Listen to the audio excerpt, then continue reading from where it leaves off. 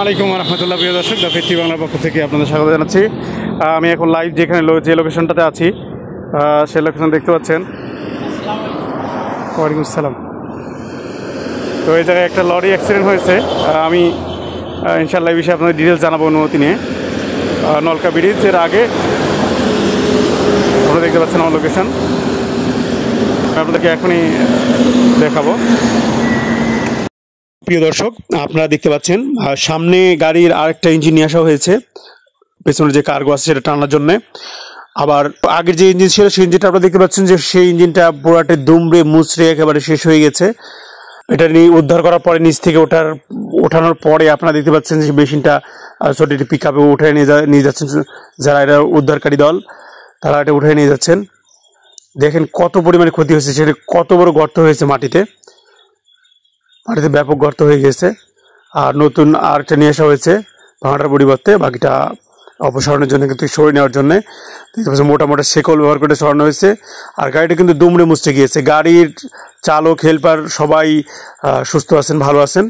আসলে এখানেও দেখতে পাচ্ছেন যে যেটা সেট করা হয়েছিল গাড়িটাকে ওঠানোর জন্য, মাটিতে যেটা পোতা হয়েছিল বড় প্লেক, সেটা ওঠানো হচ্ছে। আর শ্রমিকরা চেনগুলো সব গুছিয়ে নিচ্ছেন নিচ থেকে ওঠানোর পরে। এখন ফাইনালি এটাকে সরানো হবে। তো যেটা বলতেছিলাম যে যারা গাড়ির চালক, ড্রাইভার ভাইরা আছেন, তারা অবশ্যই গাড়ি চালানোর ব্যাপারে সতর্ক থাকবেন। নির্দিষ্ট নিয়ম অনুযায়ী গাড়ি চালাবেন। গাড়ি হাতে পেয়েছেন বা টাকা হাতে আসছে, আপনি ঘন্টার পর ঘন্টা চালাচ্ছেন, কোনো বিশ্রাম নেই। যে শারীরিক চাহিদা, বিশ্রাম, এগুলোর প্রতি কোনো নজর নেই। চালাচ্ছেন তো চালাচ্ছেনই। স্বাভাবিকভাবে 8 ঘন্টা গাড়ি চালাতে হলে মাঝে 1 ঘন্টা বিশ্রাম নেওয়া জরুরি, মিনিমাম বিশ্রাম নেওয়া জরুরি।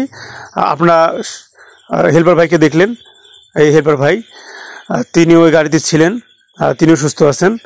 তো জরুরি এই বিশ্রামটা আপনারা যদি ঠিকঠাক না নেন সেক্ষেত্রে কিন্তু এটা অ্যাক্সিডেন্ট হয়। আমি যতদূর জানতে পেরেছি এই গাড়িটা মুক্তারপুর থেকে রাজশাহী যাচ্ছিল সিমেন্ট নিয়ে। তো যাওয়ার সময় এটা ঠিক ভোরবেলা অ্যাক্সিডেন্ট করে। তার মানে বোঝাই যাচ্ছে যে তিনি সারা রাত ড্রাইভার এই গাড়িটা চালিয়ে আসছেন। আসার পরে সকালবেলা তার ঘুম ভাব লেগেছে। তখন এই গাড়িটি নিয়ন্ত্রণ হারিয়ে তিনি বুঝতে না পেরে গাড়িটি নিচে চলে যায়, 20 ফিট নিচে রাস্তা থেকে পড়ে যায়।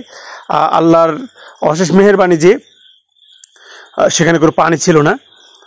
সেখানে গিয়ে গাড়িটা কিন্তু দুমড়ে মুচড়ে যায়। কী পরিমাণ প্রেশার পড়তে পারে, একটা সিমেন্টের গাড়ি, আপনি বোঝেন। গাড়ির সামনে সব কিছু দুমড়ে মুচড়ে গেছে, আপনি দেখতে পাচ্ছেন কোনো কিছুই বাকি নেই, দুমড়ে মুচড়ে একেবারে শেষ।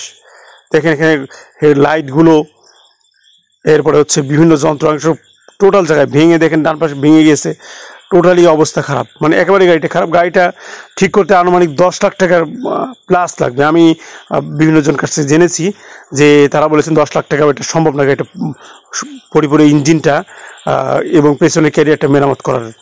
এখানে কিছু চেষ্টা করছেন তারা সামান্যভাবে কিছু কাজ করে রাখার জন্যে, কিন্তু আসলে খুব বেশি লাভ নাই। এটা নিলেই 10 লাখ টাকার মতো খরচ হয়ে যাবে, প্রায় 10 লাখ টাকার মতো এটাকে পুনরায় ঠিক করতে। কারণ ক্যাবিন চলে গিয়েছে, ইঞ্জিন পুরোটাই মার খেয়েছে।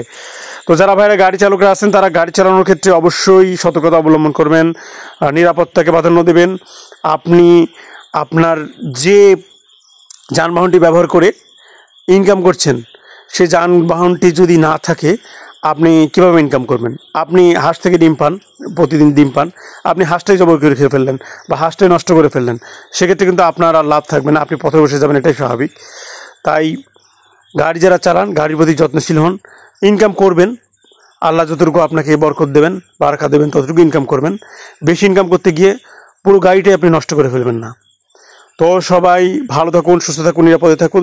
দ্য ফেথ টিভি বাংলার সাথে থাকুন, আমাদের সাথে থাকুন, আর নিরাপদে গাড়ি চালান, আল্লাহর উপর ভরসা রাখুন। আসসালামু আলাইকুম ওয়া রাহমাতুল্লাহি ওয়া বারাকাতুহু।